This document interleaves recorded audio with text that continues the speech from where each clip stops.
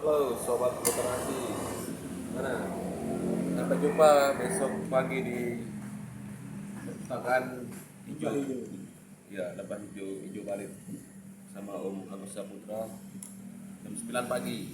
Sekarang malam ini kita ada bakso baru mendarat di Lombok Timur. Mata senang.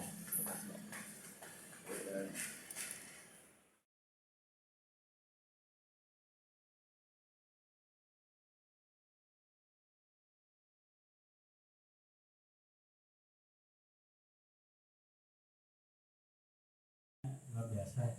Sebenarnya apa yang dikatakan siapa tadi? Mas Jo.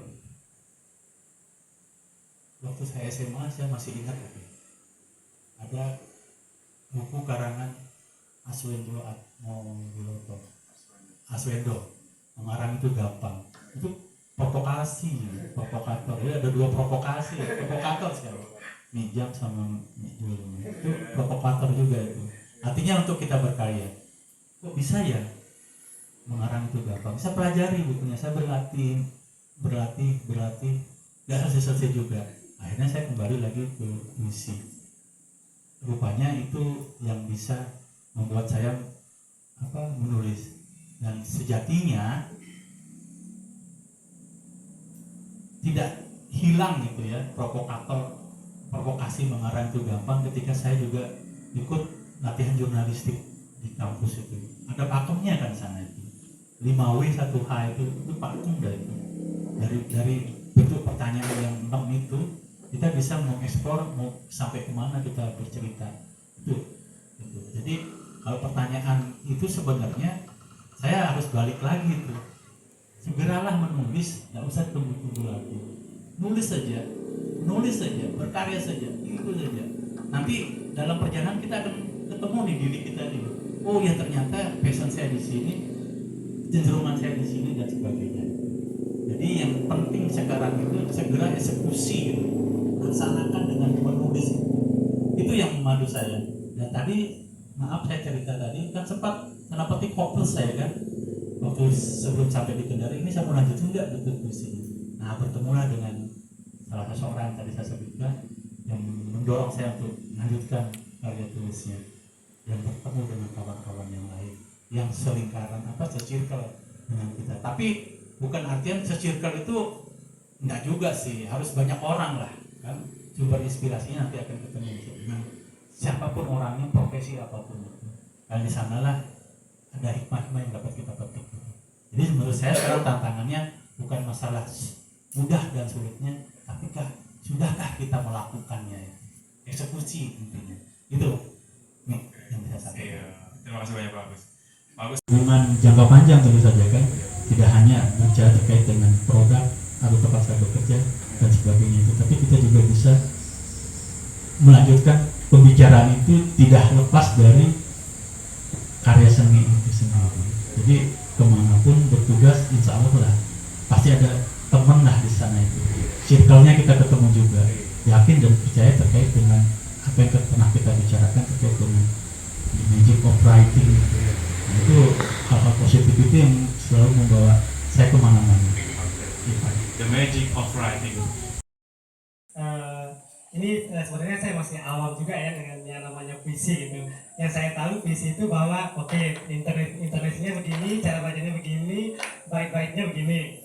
Tapi yang ingin saya tanyakan itu adalah sepengetahuan saya setelah saya melihat bagaimana Pak Agus menulis dan membuat puisi-puisi karya-karya seperti ini, kira-kira tingkat kesulitannya seperti apa gitu. Menurut saya kayaknya gampang ya buat puisi. Tinggal kita merenung, oke, pohon satu, kita lihat pohon, ini bisa jadi puisi. Apakah segampang itu, ataukah memang perlu ada momen tertentu kita membuat puisi?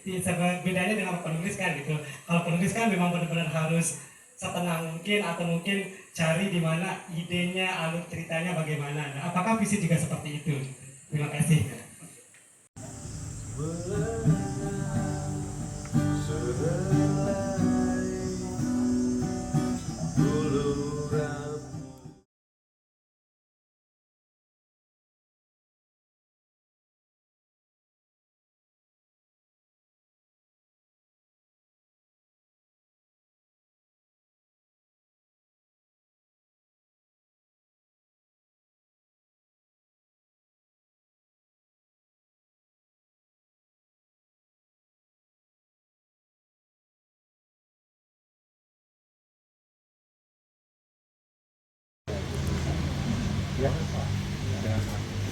Yuk, kita balik ke Mataram. Orang Bali ya? Beberapa ya, Mas, yang keberapa? Kedelapan ya. Nah kemarin sempat juga kita mengadakan acara terkait bukunya Mas Agus yang mungkin sebelum ini dia judul bukunya itu Pertemuan Kecil, yang kemudian itu juga bersumber dari karya karya seni yang lain gitu. Maksudnya itu hasil dari alih wahana, tapi itu tidak dari yang seperti ini kan, ini dari novel ya, dari karya sastra yang lain gitu. Karya sastra yang berbentuk novel dialih wahanakan ke puisi ya. Berarti dua-duanya karya sastra ya. Tapi kemarin itu kami dari komunitas Akmal di Aimal itu menyempatkan diri untuk mengapresiasi bukunya Mas Agus yang berjudul Pertemuan Kecil itu, yang ternyata itu adalah hasil dari alih wahana lukisan. Itu tidak lagi dari bidang sastra, tapi bidang seni yang lain, itu rupa.